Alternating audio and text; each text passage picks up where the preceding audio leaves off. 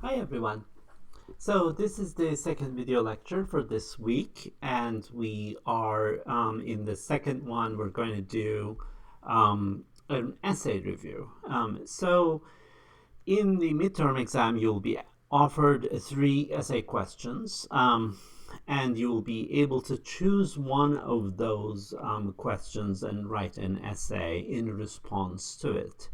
Um, and the response will be your essay is going to be somewhere around 1,000 words. That's about 2 to 3 pages, and ideally 2 to 3 double-spaced pages. So let's talk about what makes a good and lovely essay. And these essay questions are going to be largely drawn from the discussion readings that we did every week.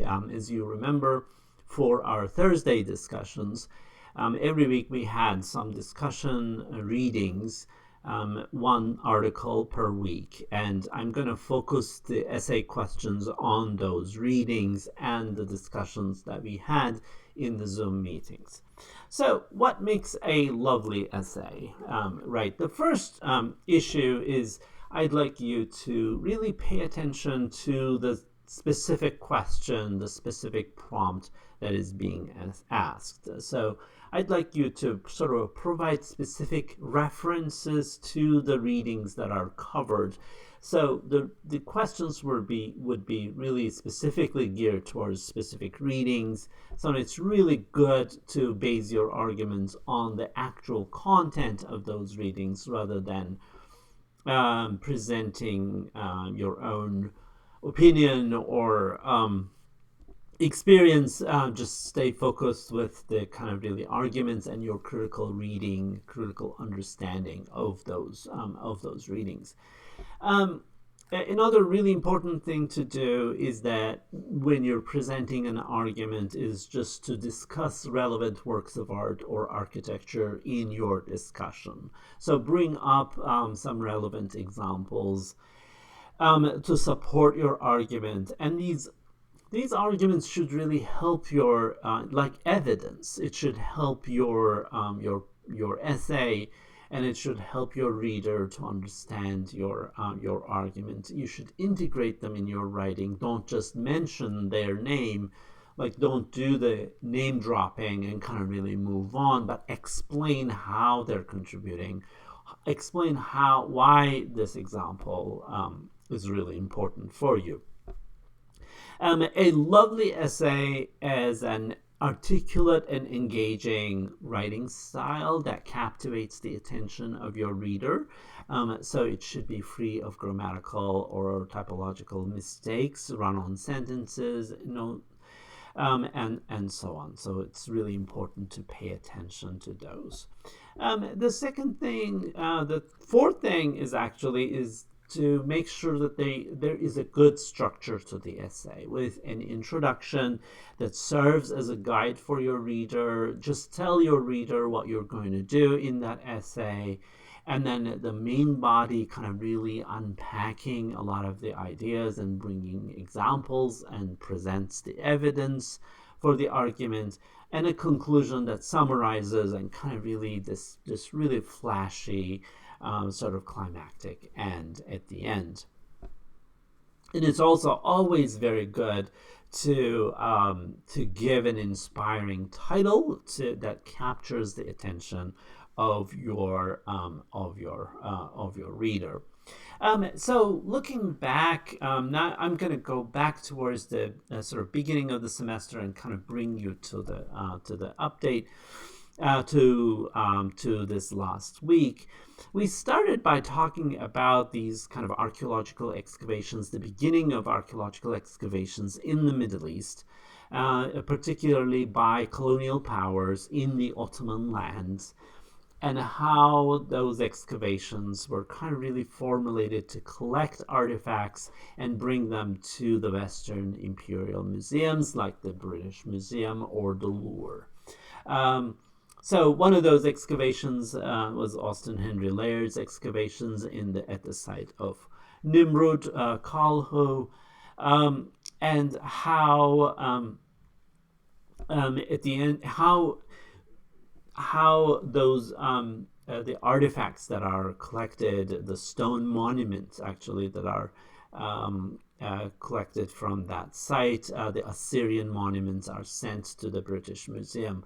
And I'm showing you this kind of really comparison of two images, two contemporaneous images, the one on the left from Austin Henry Layard's book, that actually shows native Arabs or Kurds confronting the ancient past, and you see their hands are going up, so they're kind of really having this emotional response to the Assyrian statue that is being revealed in the excavation, whereas on the right we have this kind of civilized encounter of the European audience in a museum setting with the Assyrian sculpture. So compare and contrast here this kind of this Orientalist colonial notion that the natives, the innocent and the kind of uneducated native response to Assyrian sculpture versus the educated, literate, and kind of really civilized response of the Europeans. This is a kind of a part of the Orientalist colonialist discourse.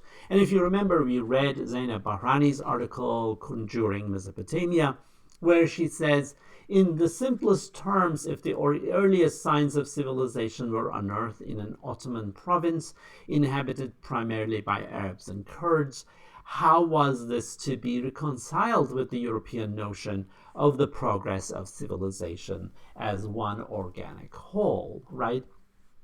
And so it turns out that the transporting these antiquities to the imperial museums kind of really solved that problem. But what's really quite interesting is that we see the same Assyrian sculpture that is being confronted by these both natives on the left and then the sort of British imperial audience on the right.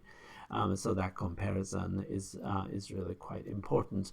So then we talked about how the archaeology in the context of 19th century colonialism really worked as a way of systematically knowing and the colonized landscape, surveying, producing information about it, mapping it. It also served as a way of collecting and acquiring objects for Western imperial museums. It served the religious purpose of identifying biblical places, places and empires and peoples mentioned in biblical texts, but also then as part of, then archaeology becomes part of this kind of industrialist, mercantile, and diplomatic interventions within these colonized lands in the Ottoman Empire.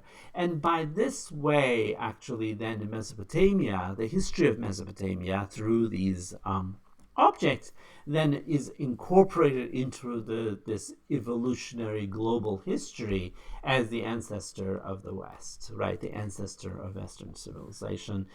It characterized as the infancy of civilization, the baby steps. Then we actually talked, the following week, we actually moved into the Paleolithic and Neolithic and talked about prehistory. And one of the issues that we addressed that week was the idea of the cave and cave paintings, right? And we discussed how the caves, unlike the common and popular opinion, how caves are actually ritual spaces of art making, sort of like galleries, repository of images, but not places of living. Actually, these Paleolithic communities lived in outdoor camps on river terraces. And so the cave paintings then actually gain a different meaning, that they're not scribblings of an idle caveman who lives in a cave, but they're actually made by ritual specialists and they are visited for ritualistic purposes. We talked about sort of this technology of the making of cave paintings, right? And so this comes from archaeologist David Lewis Williams's work about the acquisition of imagery that starts actually with the healing rituals or some certain shamanistic rituals, or dreams that produce these images. That is followed by the manufacture of the paint, which turns out to be a highly specialized activity of going and quarrying the pigment, and then making the rock paintings, and having those rock paintings visited over and over again, and have these kind of healing powers associated with it. Then this kind of technological understanding of the cave painting then really tells us something very important about images and what is an image, what is the role or function of an image. And that is that the image is not then a visual replica of a particular reality. It's not an afterthought, but it is something that is a reservoir of power that you can visit and touch and gain something from that power. Then we actually looked into the urban revolution, right? The end of the prehistory and the beginning of history with the first cities in southern Mesopotamia. So we looked at this process of the emergence of cities in southern Mesopotamia, where you have large populations living in cities. And in which then we start to see full-time specialization, the division of labor, the emergence of different kinds of professions that can be supported by an urban economy, and then the production of agricultural surplus to make this division of labor possible, so that not everyone has to do agricultural production. We start to see the emergence of monumental architecture in these centers and a ruling class that emerges within that context. And that ruling class then starts a kind of a new technology. Writing then comes as a bureaucratic tool of administration of trade, administration of exchange and trade. So, and with that also we start to see exact and predictive sciences to appear, sophisticated art styles that vary from one city to another, the emergence of long distance trade because you need to bring raw materials to your city, and then the formation of the state and its urban institutions, particularly the temple and the palace. And so this is what we call urban revolution in the Middle East, particularly that happens. An important site where this urban revolution actually happened is Uruk, where we have these two ceremonial centers, the Kulaba and the Eana, emerge as these two important sort of temple institutions where particular architectural innovations are taking place, as well as sort of serving as the site of archaeological context for the earliest pieces of writing. So then the city then emerges as a ceremonial center in the core of the urban space, which is appropriated by the political powers. There's an experimentation with architectural technologies and monumentalization. We see the poetics of the city. In the long term, this becomes such an important process that it stays within the Mesopotamian memory. We see the city emerging as some kind of a storage jar with like redistributive economies. So agricultural surplus is stored and redistributed to the people. We see technologies of urban administration emerging with the birth of the state bureaucracy, such as the use of writing, for example, and use of cylinder seals, another important example. And we see the emergence of the public media, monuments, sort of visual narratives that are actually used for this purpose. And in this context, if you remember, we looked at Uruk vase, and we read the article by Zeynep Bahrani on the performativity and representation on the Uruk vase. And we talked about, right around that time, what is narrative, right? We talked about narrative as a form of, as a convention of storytelling, and that this storytelling sometimes brought images and text together, but also in the narrative we see separate events are actually connected to each other in a cause and effect relationship, which may not have in real life, may not be related, but they are often brought together, like war and feasting or war and building practice, something like that. These are linked to each other in these narratives. So, and that in the newly formed states, the political elites actually tend to take over this visual narrative as a convention to disseminate their own ideology. If you recall, we talked about, when we were talking about sort of Zeynep Bahrani's article, we talked about this conventional understanding of how art really works, right? In how art works, this is a kind of a very traditional understanding. So there's a historical event that takes place, the meaning is produced there, and the artwork is like an afterthought. So that historical event is represented on the artwork, and then so the meaning is kind of imported from that already existing meaning from the historical event. And in that case, the definitions of inside outside, what's representation, what's a real thing, these myth and reality, human divine, these things are very clear. They're clearly laid out. This is in the conventional understanding. Whereas Zeynep Bahrani is actually looking at the Uruk-ways and saying, no, what's happening is that the visual representation here is performative, because these binary distinctions, the inside and outside, is unclear, especially with the introduction of the vase itself being represented in the vase.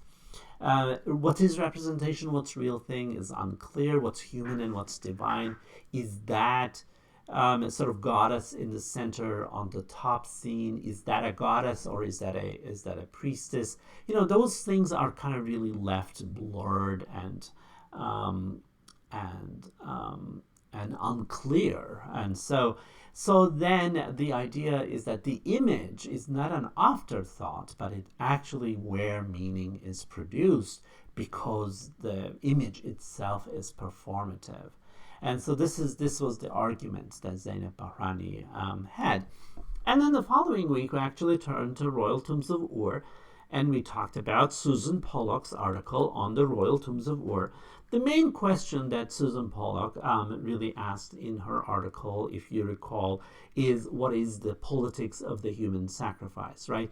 In the Royal Tombs of Ur, we saw that that sort of multiple individuals, as many as 74 individuals, were buried with these royal individuals, kings and queens. And she's asking the question, how do we explain how these people were convinced to go to their death, their premature death, with their ruler? And so how does the state subjects really give consent to such a thing? And what is the status of suffering? Are they actually being forced to die? And so this actually brings really a lot of really interesting questions about the body of artifacts, the kind of these luxury goods that are included in the royal burials, and the argument within Susan Pollock's article about this. This is really quite fascinating. Then finally we moved on to Irene Winter's article, the Steely, about the Steely of vultures, the Steely of Eanatum, and the beginnings of narrative in the ancient Near East. And this article really emphasized really how that narrative was constructed both on a historical and mythological level. And for that, we used the example of the Steely of Eanatum, and we talked about how this is really a kind of a monument that settles the dispute over the fields of Ningirsu between the states of Lagash and Umma, which was settled through war. and how this monument was raised as a border monument that settled this kind of really dispute, as also serving as a legal contract. We saw how in two sides of the stele, on the one side, there is a historical pictorial narrative that is telling us about the sequence of events. And on the other side, on the reverse, we see a mythical symbolic representation of the same outcome, the victory of the Lagash people over the Ummah, but this time in the hands of the god Ningirsu and his mother Ninhursag, which is really quite amazing. So we have actually three different narratives going on: a historical narrative, a mythical narrative, and a verbal, a textual narrative. Then we come to the question of public monument. What is a public monument?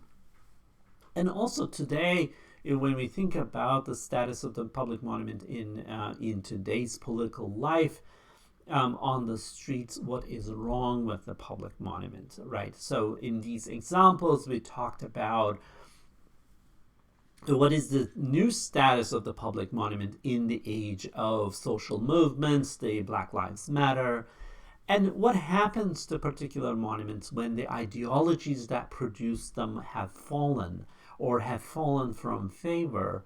What happens? What do we do with the monuments that actually remain in the public space when actually those monuments are not acceptable in terms of their political correctness anymore? So what happens to those monuments?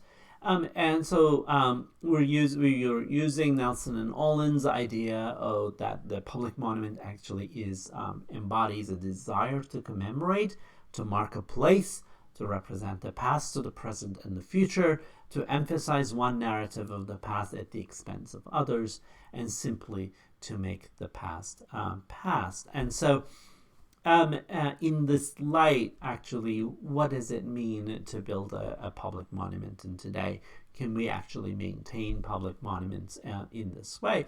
So this actually resulted in us looking at the Akkadian Steely of Naram Sin as a public monument, in which we see the king himself being depicted as a sexualized divine body of the ruler. We see how the artists of this monument actually innovatively got rid of the registers as a convention of representing narrative, but combined it in a landscape of a mountain, the Zagros Mountains, and the Lulubi tribe in a mountain landscape.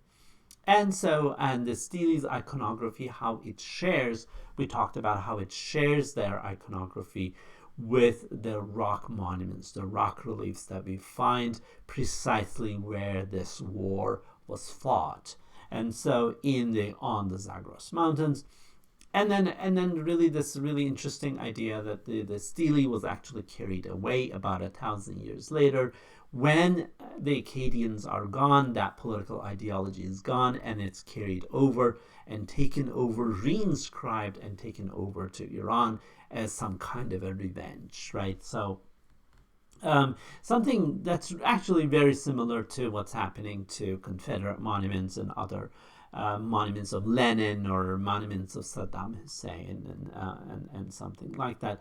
And finally, I want to really remind you this really wonderful discussion we had about the film, the stop motion video made by artist Michael Rakowitz, the Ballad of Spatial Ops Cody from 2017, where we have this black sort of U.S. infantry action figure having conversations with the Tel Asmar statues at the Oriental Institute as a commentary on the Imperial Museum about repatriation and restitution and reparations.